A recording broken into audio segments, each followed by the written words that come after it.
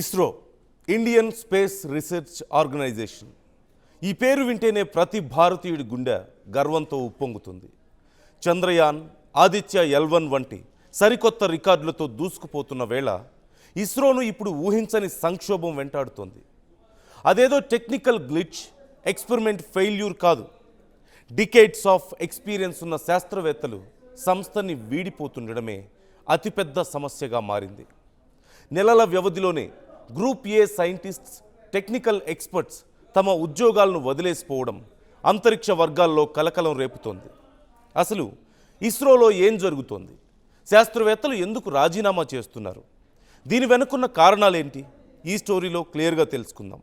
Skip చేయకుండా చివరి వరకు చూడండి. చంద్రయాన్ 3 విజయంతో ప్రపంచ దేశాల ముందు సగర్వంగా నిలిచిన భారత్ ఇప్పుడు గగనయాన్, చంద్రయాన్ 4 వంటి చారిత్రాత్మక ప్రాజెక్టులకు సిద్ధమవుతుంది. ఇలాంటి సమయంలో ఎవరు ఊహించని విధంగా శాస్త్రవేత్తలు ఇస్రోకి బిగ్ షాక్ ఇచ్చారు. తిరువనంతపురం విక్రమ్ సారాభాయ్ అంతరిక్ష కేంద్రం, Bengaluru UR Rao satellite centre, Sriharikota Satish Dhawan space centre, national remote sensing సెంటర్తో పాటుగా ఇస్రో అనుబంధ కేంద్రాల నుంచి 120 మందికి పైగా ఎక్స్పీరియన్స్డ్ సైంటిస్ట్స్ రిజైన్ చేయడం, వాలంటరీ రిటైర్మెంట్ VRS తీసుకోవడం ఇప్పుడు సంచలనంగా మారింది. పరిస్థితిని గమనించిన union department of space DOS వెంటనే రంగంలోకి దిగింది. గగనయాన్, చంద్రయాన్ 4 వంటి కీలక ప్రాజెక్టుల్లో పనిచేస్తున్న శాస్త్రవేత్తల రాజీనామాలపై కఠిన నిబంధనలు పెట్టింది. వారి రాజీనామాలను యూనిట్ డైరెక్టర్ నేరుగా యాక్సెప్ట్ చేయొద్దని, ప్రతి కేసును డిపార్ట్మెంట్ ఆఫ్ స్పేస్ పరిశీలించిన తర్వాతే నిర్ణయం తీసుకోవాలని ఆదేశించింది. Launch vehicle mark 3 project director Victor Joseph, Gaganyaan మిషన్కు చెందిన పలువురు సీనియర్ డైరెక్టర్లు రాజీనామా చేయడమే ఈ కఠిన ఆంక్షలకు ప్రధాన కారణం. అసలు శాస్త్రవేత్తలు ఇస్రో నుంచి వెళ్ళిపోవడానికి కారణాలు ఏంటనే దానిపై ఇప్పుడు పెద్ద ఎత్తున చర్చ నడుస్తోంది. ఇండస్ట్రీ ఎక్స్పర్ట్స్ ప్రకారం దేశంలో ప్రైవేట్ స్పేస్ సెక్టార్ భారీగా అభివృద్ధి చెందడమే ఇస్రోలో వలసలకు ప్రధాన కారణం. 10-12 ఏళ్ల క్రితం వరకు ఏరోస్పేస్ ఇంజనీరింగ్, స్పేస్ సైన్స్ చదివిన వారికి ఇస్రో ఒక్కటే ఏకైక గమ్యస్థానంగా ఉండేది. కానీ 2020లో కేంద్ర ప్రభుత్వం అంతరిక్ష రంగాన్ని ప్రైవేట్ సంస్థలకు అందుబాటులోకి తెచ్చిన తర్వాత పరిస్థితి పూర్తిగా మారిపోయింది. Skyroot aerospace, Agnikul cosmos, pixel, Dhruva space, Bellatrix వంటి స్పేస్ స్టార్టప్లు వేగంగా దూసుకెళ్తున్నాయి. ఇటీవల విక్రమ్ 1 విజయంతో ఇండియన్ ప్రైవేట్ స్పేస్ ఇండస్ట్రీ సామర్థ్యం ప్రపంచానికి కనిపించింది. దీంతో ప్రైవేట్ స్పేస్ కంపెనీలపై శాస్త్రవేత్తల్లో మరింత నమ్మకం పెరిగిందని నిపుణులు చెబుతున్నారు. అంతేకాదు, ఇస్రోతో పోలిస్తే ప్రైవేట్ కంపెనీలు సైంటిస్టులకు మెరుగైన జీతాలు, stock options, rapid career growth, new టెక్నాలజీస్పై పనిచేసే కంప్లీట్ ఫ్రీడమ్ను అందిస్తున్నాయి. దీంతో పాటు ఇస్రో మాజీ దిగ్గజాలు ప్రైవేట్ స్టార్టప్లకు మెంటర్లు, వ్యవస్థాపకులుగా వ్యవహరిస్తున్నారు. దీంతో యువ శాస్త్రవేత్తల్లో ప్రైవేట్ రంగానికి వెళ్లే ధైర్యాన్ని, ఆసక్తిని మరింత పెంచుతోంది. కేవలం బయటి అవకాశాలు మాత్రమే కాదు, ఇస్రో అంతర్గత పరిస్థితులు కూడా ఈ రాజీనామాలకు కారణమవుతున్నాయి. Gaganyaan G1 test flight, SSLV L1, GSLV F-17 వంటి కీలక ప్రయోగాలు పదే వాయిదా పడ్డం శాస్త్రవేత్తలను నిరాశకు గురిచేస్తుంది. దీనికి తోడు ఇస్రోలో నిర్ణయాలన్నీ చైర్మన్ ఆఫీస్కే కేంద్రీకృతం కావడం వల్ల అప్రూవల్స్ లేట్ అవుతున్నాయని, కార్యకలాపాల్లో స్వేచ్ఛ కరువైందని కొందరు అధికారులు ఆవేదన వ్యక్తం చేస్తున్నారు. వీటి వల్ల ప్రాజెక్టుల్లో వేగం తగ్గుతోందని ఆరోపిస్తున్నారు.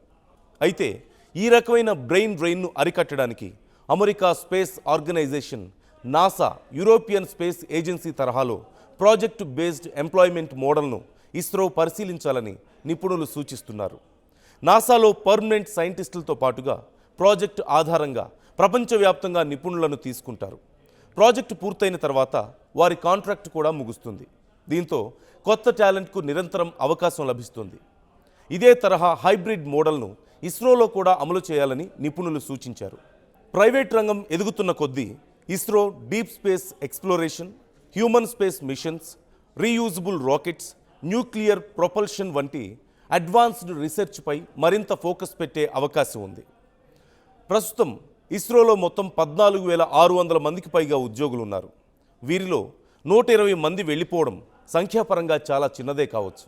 కానీ వెళ్ళిన వారంతా చంద్రయాన్ 3, స్పేస్ డెక్స్, గగన్యాన్ వంటి కీలక ప్రాజెక్టుల్లో ఏళ్ల తరబడి అనుభవం సంపాదించిన గ్రూప్ ఏ స్థాయి సీనియర్లు కావడం మరింత ఆందోళనకు గురిచేస్తోంది.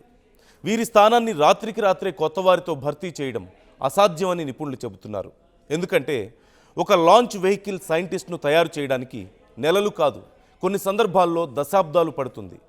అందుకే ఈ రాజీనామాలను ఇస్రో అత్యంత సీరియస్గా తీసుకుంటోంది. ఈ పరిణామాలపై science and technology union minister Jitendra Singh స్పందించారు. రాజీనామాలు అనేది జనరల్ అడ్మినిస్ట్రేటివ్ ప్రాసెస్ మాత్రమేనని, ఏ పెద్ద సంస్థలోనైనా ఉద్యోగులు వెళ్లడం, కొత్తవారు రావడం సహజమేనని చెప్పుకొచ్చారు. ఇస్రోలో ప్రతిభావంతులైన కొత్త శాస్త్రవేత్తలు నిరంతరం చేరుతున్నారని స్పష్టం చేశారు. అటు ఇస్రో చైర్మన్ వి నారాయణన్ కూడా స్పందిస్తూ కీలక ప్రాజెక్టులు ఆగిపోకుండా సీనియర్ల స్థానంలో కొత్తవారికి బాధ్యతలు అప్పగించి ప్రయోగాలు సజావుగా సాగేలా చర్యలు తీసుకుంటున్నామన్నారు. ఒకప్పుడు భారత అంతరిక్ష రంగం అంటే ఇస్రో ఒక్కటే.